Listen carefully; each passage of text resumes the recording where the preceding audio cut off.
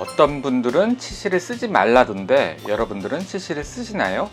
치실을 잘못 쓰면 잇몸이 내려가고 수십만 원짜리 봉환 치료가 빠질 수 있다는데 맞는 이야기일까요?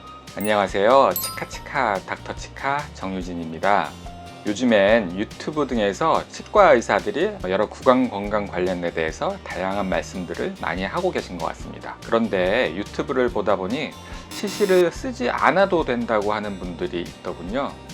그래서 어떤 근거로 쓰지 말라고 하는가 보았더니 칫솔질을 이렇게 그냥 잘하고 관리를 잘 하면은 그냥 근거 없이 괜찮다는 분도 계시고, 치실을 사용하는 중에 잇몸에 자극을 많이 주면은 잇몸이 내려갈 수도 있다는 분도 계시네요. 마치 밥을 먹으면은 살이 찔 수가 있으니까 밥을 먹지 말라라는 말과 비슷할 수도 있습니다. 아마도 이 사이에 음식물이 끼는 그 괴로움과 치아 사이에 충치가 생기는 문제들을 잘 모르시는 분들인 것 같아요. 여러분들이 칫솔질을 막 열심히 한 후에 치실을 한번 사용을 해보세요. 양치를 한다고 했는데도 그게 말로 표현이 잘 안 되는 시궁창 같은 냄새가 치실에서 날 거예요. 이것이 치실을 써야 하는 이유입니다. 양치질로도 잘 안 닦이는 치태가 잘 생길 수가 있다는 얘기죠. 다음 논문에서도 칫솔질과 함께 치실을 사용하면 치아 사이 잇몸 염증이 매우 많이 감소한다고 이야기하고 있습니다. 치실을 해야 한다는 근거가 되는 논문이라고 할 수 있습니다. 치아 사이에 충치가 있어서 치료를 받으신 분들이 계시죠? 대부분 봉하는 인레이 치료나 범위가 크다면 크라운 치료를 하셨을 것입니다. 치아 사이의 충치는 치아 옆면에 잘 안 보이는 부위에 생기기 때문에 발견이 매우 어렵습니다. 다음 사진을 한번 보시겠어요? 이 사이에 충치가 안 보이죠? 치과 의사인 제가 봐도 충치가 잘 보이지가 않습니다. 그러나 오랜 경험으로 여러 정황상 이 사이에 충치가 있을 거라는 가능성을 의심하고 교육 촬영을 해보았습니다. 빨간 화살표 부위에 충치가 보이시나요? 그리고 파란 부위에도 충치가 의심됩니다. 잘 안 보이시죠, 여러분? 작은데 충치가 아닐 거라 생각하는 분들이 많으실 거예요. 치료를 해보았습니다. 범위는 넓지 않지만 생각보다 깊은 충치가 보이죠? 이뿐만이 아니라 다음 사진을 보면은 치아 맞닿는 부위에 옆면에도 이렇게 조그만 우식이 진행이 되고 있습니다. 붙어 있기 때문에 옆 치아에도 충치가 번지게 되는 것이죠. 딱 상식적으로 생각을 하고 보셔도 일반 칫솔로는 절대 접근이 안 되는 부위에 충치가 생기는 거예요. 그래서 치아 사이에 충치가 잘 생기는 분들은 이런 부위를 닦아주기 위해서 치실이나 치간 칫솔을 사용을 하고 불소 함량이 높은 고불소 치약을 써주셔야 하는 것입니다.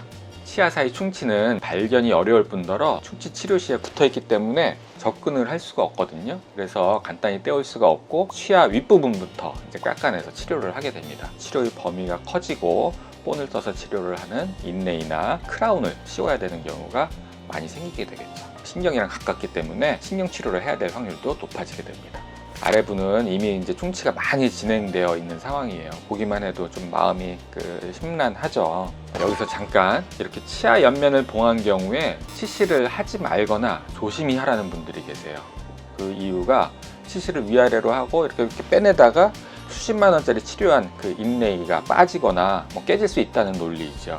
이게 맞는 이야기일까요? 인레이 크라운 치료는 기본적으로 금이나 세라믹 같은 거를 치아와 접착을 시키는 것이에요. 아무리 좋은 접착제를 사용을 해도 오랜 시간 입안에서 씹고 뜯고 그리고 아이스크림 먹고 갑자기 또 뜨거운 차 마시고 이런 온도 변화를 겪고 미세한 틈에 침이 들어가고 세균이 들어가고 이러면서 그 사이가 벌어지고 치아가 부식되고 틈이 생기는 것이죠. 이 부위가 점점 약해지고 쉽게 얘기해서는 점점 썩어갈 수가 있는 거예요. 그래서 인레이 크라운의 평균 수명이 논문에서도 7, 8년 정도라고 보는 것입니다. 그런데 만약에 인레이 크라운 하방에 접착력이 약해지고 부식과 충치가 진행되어 있으면은 당연히 이거를 미리 제거하고 재치료를 하는 것이 치아의 수명을 오래 높일 수 있는 방법이겠죠. 따라서 치실을 하다가 봉하거나 떼운 치료가 빠졌다면은 이거는 오히려 충치를 발견을 한 거죠. 치실을 한 거에 감사해야 되는 경우예요. 그런데 이게 빠질 수 있으니까 치실을 하지 말라는 거는 좀 여러분들의 판단에 맡기겠습니다. 따라서 치실은 대부분의 분들은 꼭 쓰셔야 됩니다. 안 써도 되는 분들은 잇몸이 내려가지 않아 치간 칫솔이 안 들어가고 하루 2번 이상 양치질을 꼼꼼히 하는 충치가 거의 없는 치아가 건강한 분들입니다. 과연 이런 분들이 얼마나 될까요? 지금 안 써도 되지만 이분들도 미래에는 꼭 써야 되는 경우가 많아요. 치실을 꼭 써야 하는 분들은 이 사이에 음식이 끼는 분들, 치실을 썼을 때 치태가 많이 묻어 나오고 냄새가 나는 분들, 그리고 최근 5년 이내에 이 사이에 충치가 생긴 분들, 그리고 치주염이 생긴 분들은 뭐 당연히 써주셔야 되겠죠. 따지면 거의 대부분 쓰시는 게 유리하다고 볼 수가 있습니다. 음식물이 치아 사이에 자주 끼시는 분들은 더욱더 열심히 치실을 하고 치과에서 이를 해결을 해야 합니다. 음식물이 끼면은 치아 사이에 치태가 잘 생기고 잇몸이 내려가거나 아까 보시는 것처럼 치아 사이에 충치가 생기죠. 그리고 음식물이 그 사이에 패킹돼서 점점 치아를 밀게 되거든요. 이 사이가 벌어지고 음식물이 더 끼는 이게 악순환이 생기게 되는 거죠. 그리고 아까 말씀드린 것처럼 그 치주염이 있는 분들은 잇몸이 내려갔기 때문에 치실이나 치간 칫솔을 꼭 쓰셔야 됩니다. 그 이 사이가 아주 많이 벌어진 분들이 계시거든요. 이런 분들은 치실보다 좀 더 사이즈가 큰 치간 칫솔을 쓰시는 것이 유리합니다. 치간 칫솔에 대해서는 조만간 설명을 드리는 기회를 갖겠습니다.